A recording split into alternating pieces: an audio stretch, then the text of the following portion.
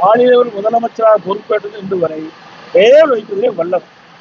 ஒரு பெயரை வைப்பாங்க, ஒரு நாடகத்தை அரங்கேற்றுவாங்க, போட்டோ ஷூட் போடுவாங்க, பத்திரிகைகள் விளம்பரம் வரும். அப்படிப்பட்ட ஒரு ஆட்சி தான் நடந்துட்டு. அதோட நேற்றைய தினம் வரும்போது நான் தொலைக்காட்சியில பார்த்தேன், தமிழ்நாட்டின் வளர்ச்சி பயணத்தில் ஒருவரையும் பின்தங்க விட மாட்டேன்னு சொல்றாரு. ஏற்கனவே தமிழ்நாட்டில் இந்த ஆட்சி அமைந்த உடனே பெண்ணுக்கு தள்ளப்பட்டு விட்டது.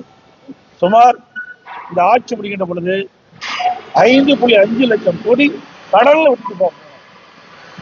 73 ஆண்டு காலம் ஆட்சியிலே பல கட்சிகள் பிடித்த போது 2020 வரை 5,18,000 கோடி தமிழ்நாட்டுடைய கடன் இருந்தது.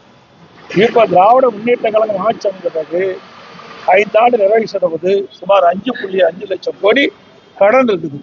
இது இந்த அரசாங்கத்தை மக்களுக்கு பின்னடைவு தானே ஏற்படும். இந்த ஆட்சி ஏற்பட்ட பிறகு போதை நடமாட்டம் அதிகரித்து விட்டது.